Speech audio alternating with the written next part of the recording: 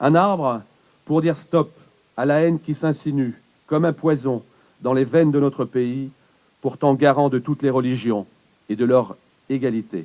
Un érable pour la liberté de culte. Dans la ville de Poissy, le maire a décidé de réunir des représentants des 3 grandes religions pour planter un arbre contre l'antisémitisme.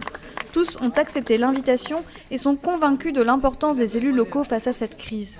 Les maires ont une grande responsabilité pour localement accompagner, voire détecter des comportements d'enfermement, de ne pas accepter des quartiers ghettos, des quartiers qui se referment sur eux-mêmes, des quartiers où d'autres logiques que la logique républicaine existent.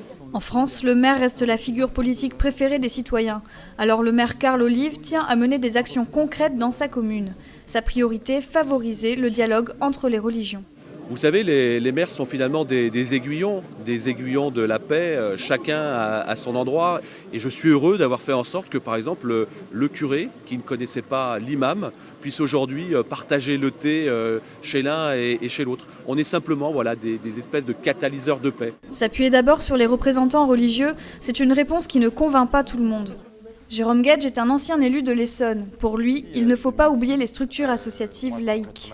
Si un maire fait un appel à projet pour dire « moi je vais soutenir des actions menées par une association, un club sportif qui aura pour objectif de lutter contre le racisme parce qu'on aura organisé un match de foot avec des gens venant de différents horizons et qu'on ne l'aura pas fait dans l'entre-soi de ceux qui sont déjà convaincus ». Bref, impulser les choses. Et vraiment, pour avoir été élu local, quand un maire ou un président de département a envie de faire quelque chose, il s'en donne les moyens et il y parvient. Mardi dernier, maires et citoyens ont manifesté contre l'antisémitisme dans plus de 60 communes.